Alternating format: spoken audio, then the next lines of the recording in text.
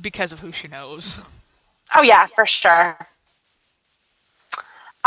So the first Fatal 4-Way of the night actually kicked off the night. It was Cesaro, Kevin Owens, Rusev, and Finn Balor. Finn Balor won, which my heart was so happy. I was surprised, to be quite honest. I was very, very surprised. Honestly, I saw that going to Kevin Owens. But alas, Finn Balor comes out with the win, and we're sitting here with our mouths on the floor, just kind of in awe. So Sami Zayn, Chris Jericho, Sheamus, and Roman Reigns are in the second Fatal 4-Way. Roman Reigns wins. Big surprise. So we got Curtis Axel, which fucking social outcasts. Jesus Christ. What were they calling him now? I don't even remember. There was this thing that they had done about the draft. Mr. Irrelevant? Yeah, Mr. Irrelevant. Because apparently they call that the last draft pick for the NFL or whatever, the Mr. Irrelevant, because they were the last picked. Yep. So they're giving him that gimmick now. He is Mr. Irrelevant, and he became Mr. Irrelevant when the returning Neville defeated him.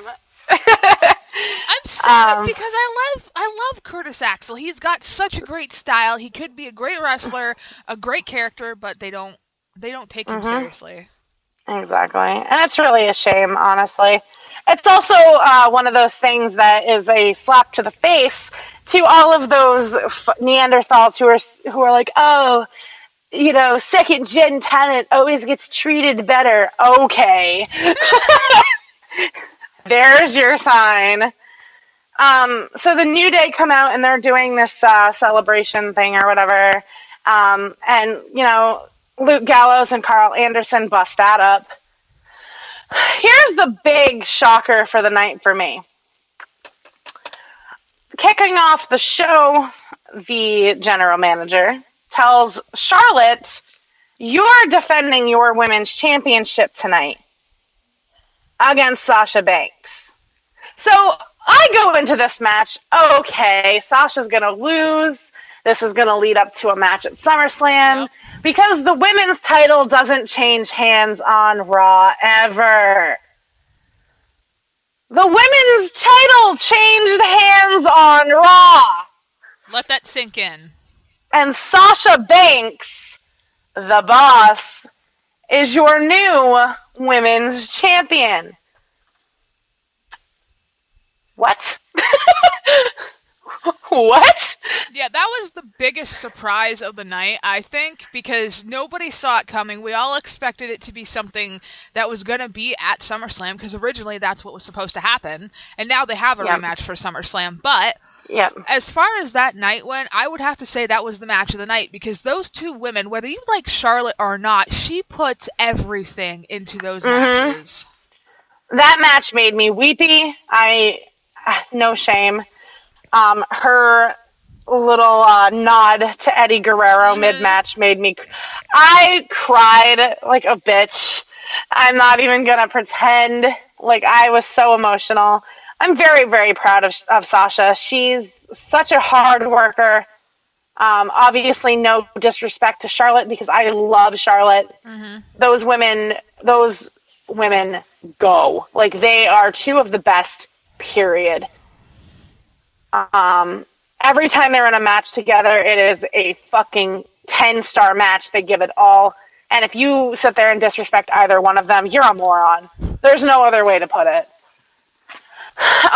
Like she mentioned earlier, Braun Strowman faced James Ellsworth, who is now the biggest meme on the internet.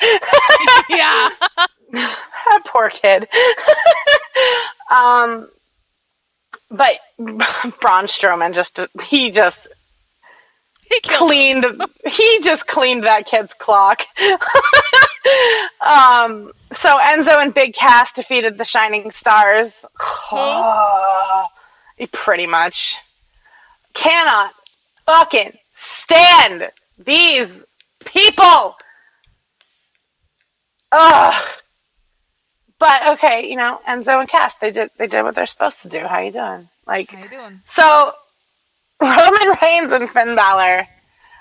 I'm like, okay, I'm not gonna get my hopes up for this because I know how this is gonna go. Mm-hmm. It's the same old shit. It is the song that never ends. It is Roman Reigns looking strong and focused on his Adderall, whatever. Finn Balor defeated Roman Reigns. What? Finn Balor put his feet through Roman's chest cavity with a coup de grace and won the match. Amazing. And, as Kismet would have it, it was our beloved Finn Balor's birthday. Mm-hmm. So happy birthday, Finn Balor! Very, very, very, very pumped for him. Like, that is such a huge thing.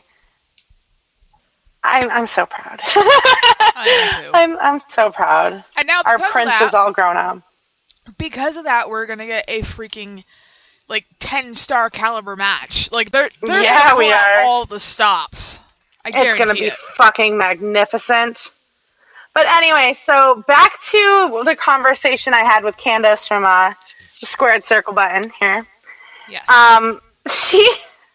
She's like, I love wrestling fans who are dumb. And I'm like, me too. So she sends me, I'm not going to mention names, obviously, because that's not what we do here. Unless you're Ric Flair. She sends me this clip of, it's a comment section on a post. Quote, Charlotte, I'm very disappointed with you. Last night you broke character. You showed your emotion that you were dropping the belt. You had her in the figure 8. She reverted. I'm pretty sure that's supposed to say reversed. You reverted. Then you rolled and hit her with what I call the Bret Hart. When you released it, that's where you showed the whole word. Pretty sure it's supposed to say world. That you knew in 3 minutes you were dropping the belt. You gotta keep your game face on and stay in character. Even my wife asked, why is she fighting back crying? I replied, she knows she's passing the title and got caught up in her emotions, which showed and is a huge no-no in the business. Still love you, girl. End quote. What? I am literally sitting here rubbing my temples. So, I read that a few times, and I'm like, okay, so thank God you're here to tell us what you know about wrestling, because I think I'd be lost otherwise. Right? I am so grateful that you exist, because you literally just opened a whole new world for me. Sarcasm. Sarcasm aside, you're a fucking idiot. Like, she was emotional because she was frustrated. That kind of happens when you're fighting somebody who's as good as Sasha Banks. Mm-hmm. Happens when you're fighting somebody as good as Charlotte, because even Sasha was getting emotional. Did you miss that? Like, did you blatantly ignore that? Like, Sasha was just as emotional. But, I mean, what do we know about pro wrestling? I mean, We've been watching it for almost 30 years, respectively. So. Yeah! I've been watching wrestling since I was 4 years old, honey. But, yeah, like, I used to go to like, pay-per-view parties with my parents when I was, like, 5. Like, my parents were huge wrestling fans. I have no shortage of exposure to it. Mm-hmm. So, it is, I need to contact this person and get my stuff re-upped, because apparently I don't know what I'm talking about. Right? How dare you try? But, I love the fans that sit there and overanalyze everything. I mean, we analyze stuff, but obviously, hello, you're listening to Heel Section 119. There's a reason for it. And it's not like we're going to sit here and bash people on a public forum without any sort of, like, legitimacy to it. Attacking Charlotte for the match that she put on with Charlotte is absolutely, like, there's no legitimacy to it. That match was nothing to be upset about. It was nothing to bash. It was honestly probably one of the best women's matches I've seen in 5-6 years. I just want to go on record by saying she meant Charlotte versus Sasha instead of Charlotte versus Charlotte. Yeah, well, I mean, it's kind of the same thing. Well, I mean, she was battling her emotions, so. Clearly. But yeah, I pulled a Michael Cole and I can't talk. But anyway, so SmackDown Live was solid. So Shane and Daniel come out and announce that there's going to be a 6-pack challenge to figure out who the number 1 contender is of Dean Ambrose's title. They announce 5 contenders. Okay? So they announced Baron Corbin, they announced Dolph Ziggler, John Cena, AJ Styles, and Bray Wyatt. They leave the 6th one open because they started SmackDown Live with a battle royal to determine the 6th entrant into the 6-pack challenge. Normally I'm kind of on battle royals, but I thought that was actually a decent touch. Oh, yeah. Because they're trying to make SmackDown look like the brand of opportunity, which I think is awesome. That was a really good booking. Apollo Crews won the Battle Royal. I wasn't even all that upset, weirdly enough. I was like, all right, whatever, get the kid in the 6-pack challenge. Let's see what the fuck he's got. All right. May not be an Apollo fan, but I wasn't all that upset. So Becky and Natalya do it again. Only this time, Becky Lynch came out on top with the disarmer, which was beautiful. Hell you say. I know. Just call her Becky Balboa, baby, because I love Becky to death. She's wonderful. That fucking disarmer, man. My shoulder aches in ways just watching it. So Randy interrupted Miz TV. He got a match with The Miz. He beat The Miz. We're surprised. No, we're not. So we get treated to the most sought out free agent in Heath Slater, baby! Yeah! Got that one-man rock band!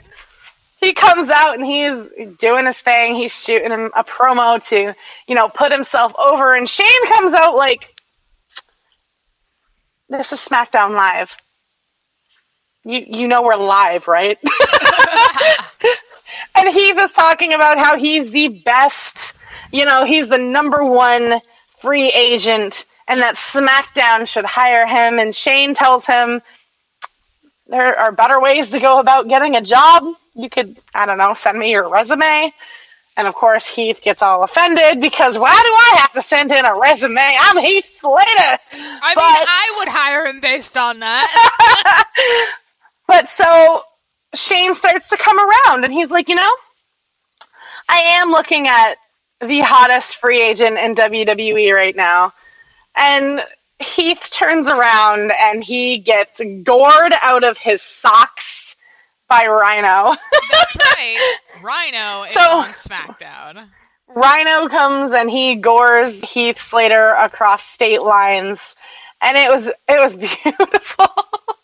And you know what? Heath sold that like a fucking champion because that gore, though, oh my God, with a dude as thick as Rhino, I can't fucking imagine how much that hurts. He's like a fucking brick wall. He honestly is. He's this compact wall of just human. And he's just gonna, demo you just by looking at you. So the 6-pack challenge comes around with Corbin, Cena, Styles, Wyatt, Crews, and Ziggler.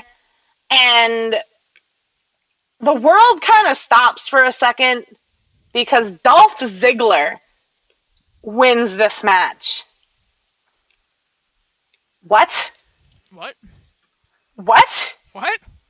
Shawn Michaels, circa 94, won a match? I mean, alright. I love Dolph. I